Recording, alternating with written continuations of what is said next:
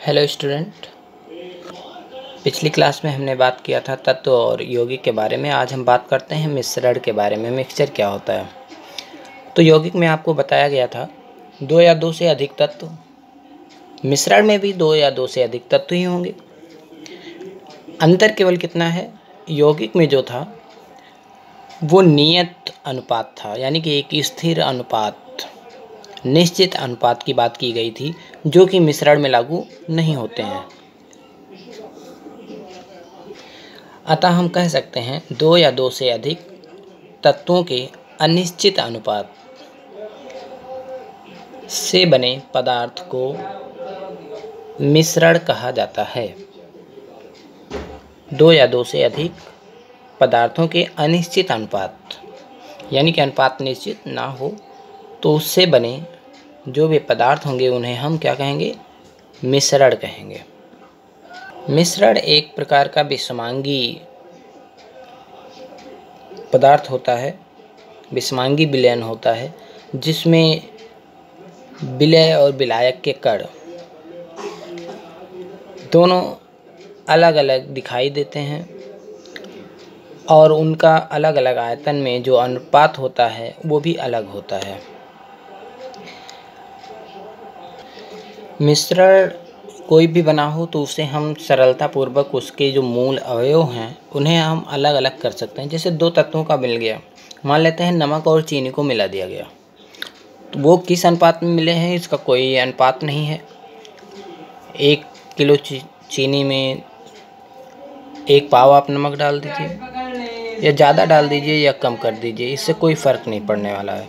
केवल मिला होना चाहिए। जब दो तत्वों में दो या दो से अधिक तत्व, ये जरूरी नहीं है तत्व ही हो, यौगिक भी हो सकते हैं, दो से या दो से अधिक यौगिक, जब उन्हें अनिश्चित अनुपात में मिलाया जाता है तो मिश्रण बनते हैं। अब मिश्रण को हम उनके मूल जो गुण हैं उनसे अलग कर सकते हैं।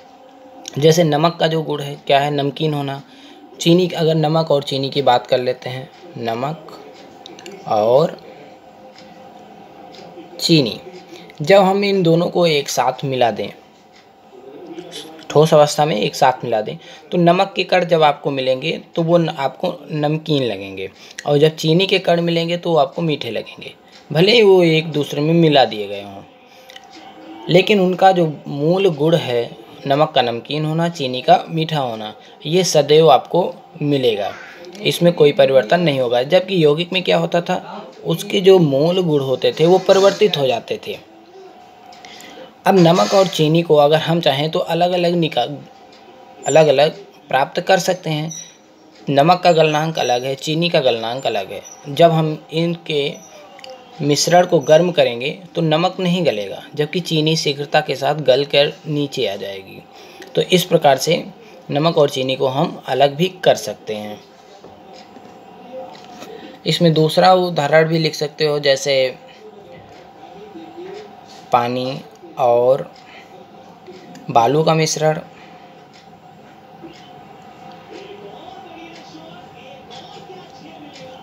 और इसी प्रकार से लिख सकते हैं आप। तो ये कहलाते हैं मिश्रण। यहाँ पे हम बात करते हैं मिश्रण के प्रकार की। तो मिश्रण दो प्रकार के होते हैं, एक होता है समांगी मिश्रण और दूसरा होता है विषमांगी मिश्रण। समांगी तथा विषमांगी दो प्रकार के होते हैं मिश्रण। समांगी मिश्रण में होता क्या है, विलायक और विलेय के कण। विलायक क्या होते हैं? जिसमें किसी चीज़ को घोला जाता है। विलेय क्या होते हैं? जो घोला जाता है। जिसकी मात्रा कम होती है वो विलायक होते हैं, जिसकी मात्रा अधिक होती है वो विलायक होते हैं। यानी कि जिसकी मात्रा कम होगी वो विलेय, जिसकी मात्रा अधिक होगी वो विलायक।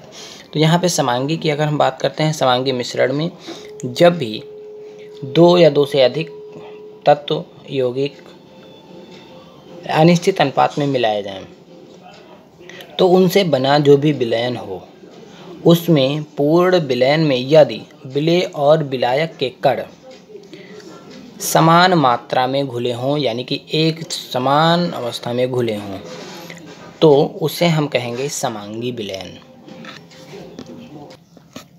जैसे बात कर लेते हैं, जल में चीनी की बात कर लें, अगर पूर्ण रूप से अच्छे से घोल दिया जाए तो चीनी के कण आपको दिखाई नहीं देंगे, क्योंकि वो जल में पूर्ण रूप से, पूरे जल में एक समान रूप से बिखर जाते हैं। तो इस प्रकार जो बना मिश्रण उसे हम क्या कहेंगे? समांगी मिश्रण। जल में नमक को घोलते हैं तो नमक के कण हमें दिखाई नहीं देंगे। जब पूर्ण रूप से हम घोल देंगे तो वो हमें दिखाई नहीं देंगे। पूरा जल, हमें विलयन जो बनेगा वो पूरा का पूरा विलयन एक जैसा नजर आएगा, तो उसे हम कहेंगे समांगी मिश्रण। अब बात करते हैं विषमांगी मिश्रण की। जब विलयन, विलेय एवं विलायक के कण विलयन में समान रूप से वितरित नहीं होते हैं तो उसे विषमांगी विलयन कहा जाता है। इस प्रकार के विलयन में जब भी हम देखते हैं तो हमें विलेय या तो विलायक के कण अलग अलग दिखाई देते हैं, तथा सभी आयतन की अगर हम बात करें, पूरे विलयन में बात करें, तो प्रत्येक स्थान पर विलेय और विलायक के कणों का जो अनुपात होगा वो अलग अलग मिलेगा, तो उसे हम कहेंगे विषमांगी विलयन। उदाहरण के रूप में देखते हैं, जैसे बालू और नमक को एक में मिला दिया जाए तो बालू और नमक दोनों के कण हमें दिखाई देंगे और वो भी अलग अलग दिखाई देते हैं, और उनका जो अनुपात होगा वो भी अलग होगा। इसी प्रकार से चीनी और नमक का है। इसी प्रकार से अगर हम तेल में जल को मिलाएं तो हमें जल के कण अलग अलग दिखाई देंगे, या जल के कण अगर हमें दिखाई दें तो उसमें तेल के कण अलग अलग हमें दिखाई देंगे। इस प्रकार के दोनों के कण हमें अलग अलग दिखाई अगर दे रहे हैं तो वो विषमांगी मिश्रण कहलाएगा। आज की क्लास में इतना, धन्यवाद।